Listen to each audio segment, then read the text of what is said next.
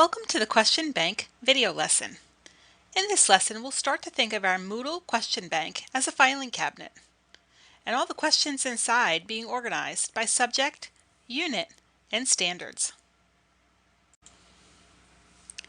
Our objective for this lesson, we will take a look at the Moodle question banks and review best practices. By the end of this lesson, you should be able to answer the questions, how do I make a question bank category? Why should I make categories? And how do I add my questions to the categories? Before we look at how to create a question bank, I want to talk about why we should label our categories and questions within the question bank. Labeling the categories and questions by unit and/or standard will make the process of creating Moodle activities faster in the long run. It will also make it easier to reuse questions from year to year. Have you ever looked at your question bank and seen question 1, question 2, question 3? Using generic labels like that, it'll be harder from year to year to use those questions again. If we label each question with the standard that the question covers, it'll be easier to populate your Moodle activities later. Before we look at how to work in the question bank, we should talk about when you should label your categories and questions. We suggest that you create your questions in the question bank before creating the lesson, quiz, or homeworks in Moodle. When you're planning out your unit, you can use your standard-based naming convention so you can easily add the questions to the Moodle activities later. Think about it as creating categories first and then adding questions to the categories. Think of the categories as file folders and the questions as papers inside the file folder. So let's get started making some categories and questions.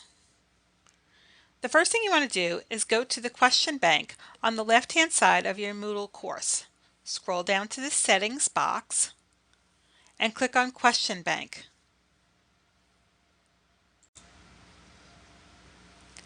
After the question bank opens up, scroll back down and on the left-hand side of the screen, you'll select Categories. After you selected Question Bank and Categories from the left-hand side of the screen, this window will open up. It's the Edit Categories page. You can see at the top of my page I have my Virtual Foundations course as our sample. It says Default VF, followed by all of the categories I have created for Virtual Foundations. If I'd like to add a new category of questions to my question bank, I'd scroll down towards the bottom of the page. It says Add Category. It asks me what parent category, so I'm going to use default for Virtual Foundations, and by adding a new category, it's like adding a new file folder of questions.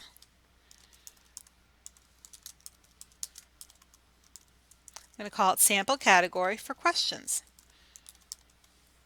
and press Add Category.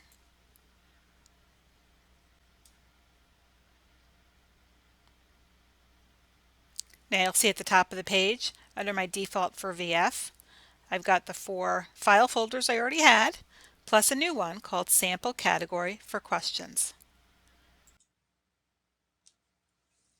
Here's a sample of some completed categories for biology. The parent category was ISD, and underneath the parent category are all the file folders broken down by standard and topic. And each of these file folders has questions in it. So Bio A1, Basic Biological Principles, has 11 questions in it. A2 has 15 questions in it, and so on.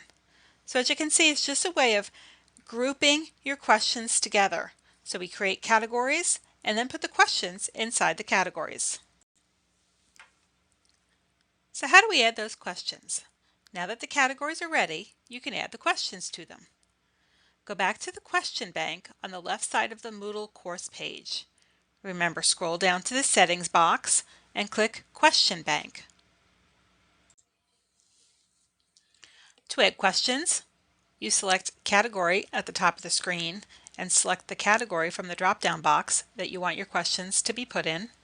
In this example, we have Bio B.1 1.3 Theory of Evolution. It already has 65 questions in that category or file folder. To add a new question to the category that you've got selected, you click Create New Question, and it'll add one more question to that category or file folder. Take a look at the questions in this example on the screen. You can see how they're not labeled Question 1, Question 2, Question 3. They're a little bit more specific so that we can find these questions when we need them to add them to our lessons, quizzes, and homeworks. Some of the questions are also labeled by their state standard, and that will help the teacher find the questions that they need to evaluate the students on. After we have our questions created and organized into categories by standard or unit, the last step is to edit the Moodle activity. After you create your Moodle quiz, homework, assessment, or lesson, open it and click Edit Quiz. So on this example shown, we have a sample quiz. It has no questions added to it yet, so we have to click the green button, Edit Quiz. After you click Edit Quiz, this screen will appear. It looks a little complicated, but it really isn't. The first thing you want to do is select the category where you put your questions. After you open that category, only the questions that are in that category will appear. You check off each checkbox for the question that you want to put into your quiz and click Add Quiz. It'll populate your quiz with all of the questions that you've selected from this checkbox area. And you're done. Close this screen, and now your quiz, lesson, or activity will have these questions loaded into it. So let's review the process. You're going to create your categories in the question bank. Then you're going to add the questions you need to those categories. You're going to create your Moodle activities, which are the lessons, homeworks, or assessments. Then you're going to edit the activity and add the questions to each activity. Remember, the time saver here is in the long run. That if you have all of your questions labeled and in categories that you could recognize, you'll be able to use these questions again. So if you use some of these questions in a video lesson, you can then use the questions in an assessment at the end of the week. You can even use these questions in your final at the end of a pod or the end of a quarter. And if they're labeled well, you can use the questions year after year. Let's review our objectives. Hopefully now you have a better understanding of the Moodle question bank and how to use categories in the question bank.